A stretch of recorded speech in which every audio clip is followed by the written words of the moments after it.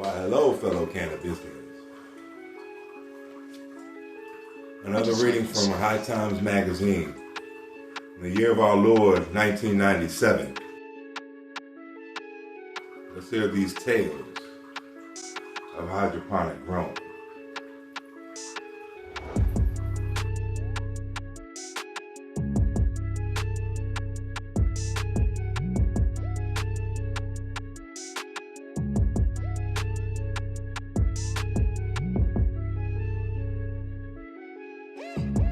Giant yields in small spaces.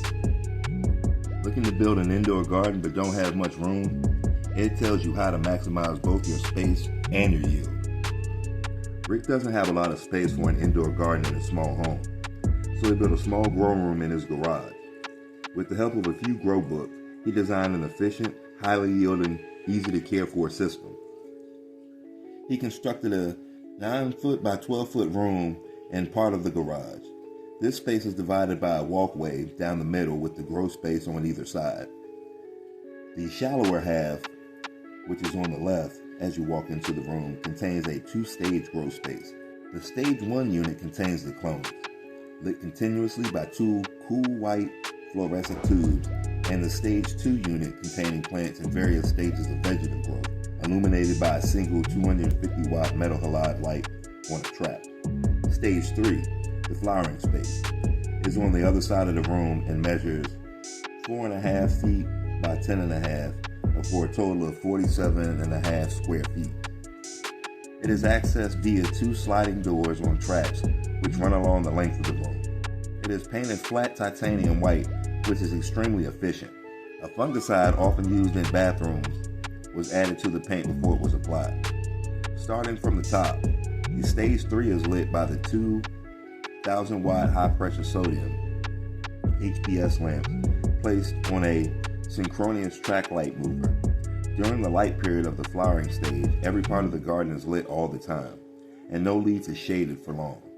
He has a small green air CO2 generator, which is controlled by an online regulator, which continuously measures the CO2 in the air. It is set to 1,400 parts per million, 1,400 ppm. Whenever it falls below that level, the gas is turned on. During warm months, the generator is shut off and the regulator controls the CO2 gas tank. In the other case, the small emitting line is placed in front of a circulation fan secured on a shelf above the plants. The garden is cooled using an air conditioner which recirculates the air. It sits on a shelf on the opposite side of the garden from the CO2 generator, mounted so that the heat is exchanged into an open part of the garage. A dehumidifier is also installed on the shelf, which goes on for short periods throughout the day, regulated by an interval timer. This timer is adjusted periodically to keep the humidity at about 50%. Even with the air conditioner and dehumidifier, ventilation is needed. The air conditioner can be adjusted to duct draw hot air from the top of the garden and blow it through a 6-inch flexible plastic tube into the house's furnace exhaust. The exhaust air joins the furnace vent, forming a Y shape. At that intersection, a second fan reinforces the air conditioner fan. We can look at the photos. Photo 1. The 2-stage unit holds the space for plants in various stages of vegetative growth. Number 2. The air vented from the room joins the central heating exhaust out the top of the building. Number 3. 40 containers fill the space with vigorous plants, which are growing 1 per square foot. Number 4. A consistent flow of water from the 3 emitters per container assures a consistent film of water trickling through the hydroponic. Photo 5. CO2 generator is regulated by an online meter reading CO2 levels in the air. All the electrical controllers are neatly installed outside the space for easy access. 7. The buds are a little more than halfway through their cycle, about 5 weeks along. One of the 200 watt HPS lamps illuminates the garden from above. A rotating fan on a high shelf creates circulation in the room. 2 sliding doors allow easy access to either side of the garden. The small space is a great producer. So on to page 2, the next paragraph. The exhaust vents out of the top of the house and is dissipated far above ground level, so neighbors never come in contact with suspicious smelling air. Each flowering plant is in its own 4-gallon bucket approximately a foot wide. These are filled with hydrocorn. The buckets have drain holes cut 2 inches above the bottom. This creates a little reservoir system in which the plants grow water roots. In this highly oxygenated water, the plants grow thick roots which can suck up large quantities of the solution. Roots above the water level have an abundance of branching root hairs. 2 feed lines with emitters allow a continuous flow of water from the 2 pipes which run along the line of the buckets. Each bucket is serviced by 3 or 4 of these emitters. The constant flow of water over the hydrocorn creates a 3-dimensional nutrient film system. The roots are constantly bathed in a thin film of water nutrient solution which has an extremely high ratio of surface to water. And last section. From the bottom of the buckets, the water flows to a drain on the waterproof tabletop. A tube connected to the drain pours the water into a small tray equipped with a sump pump. The water is pumped to a 30-gallon reservoir sitting on one of the shelves, which is regulated by a solenoid valve kept open so that the water flows freely to the buckets. The only part of the system I have not mentioned is the top secret oxygenator. This is located somewhere in the line and feeds oxygen to the water. Rick claims that the plants do better with oxygenated water, and he claims his device does just the trick. He is attempting to patent it now. The water in the reservoir is changed once a week by draining it into a sink located in the space.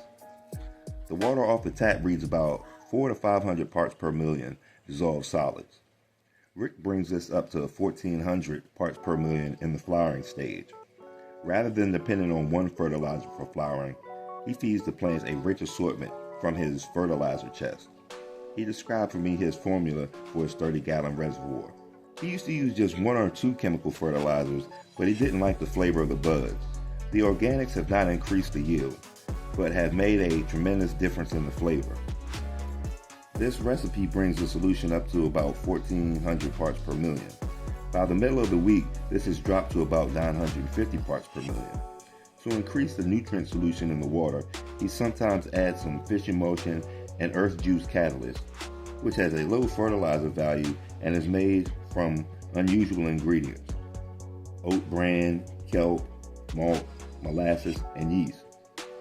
It sounds more like an organic supplement than fertilizer. Rick thinks that it is a valuable addition which gives the plant an increased yield.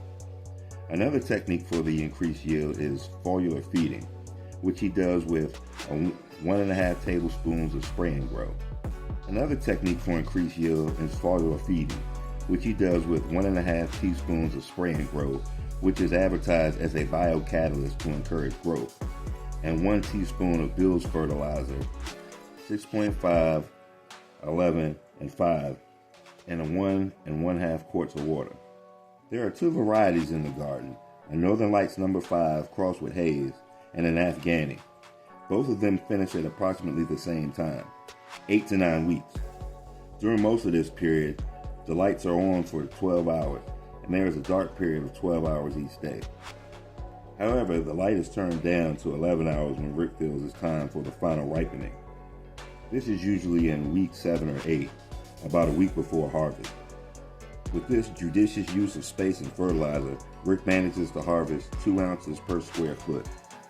And we can see the recipe: 10 tablespoons of General Hydroponics Bloom, 6 teaspoons of Earth Catalyst Juice, 0.1, 0.1, 0.25, 4 teaspoons of General Hydroponics Micro, 3 teaspoons of Earth Juice Bloom 031, 3 teaspoons of Fox Farm Super Bloom 0.831, 3 teaspoons of General Hydroponics Grow, 3 teaspoons of Maxi Crop Fish Emulsion 511, 3 teaspoons of Orchard Supply Fish Emulsion 522, 3 teaspoons of Iron Zinc, 2 teaspoons of Dino Grow 3126, 2 teaspoons of Epsom salts, and 2 cc of Super Thrive.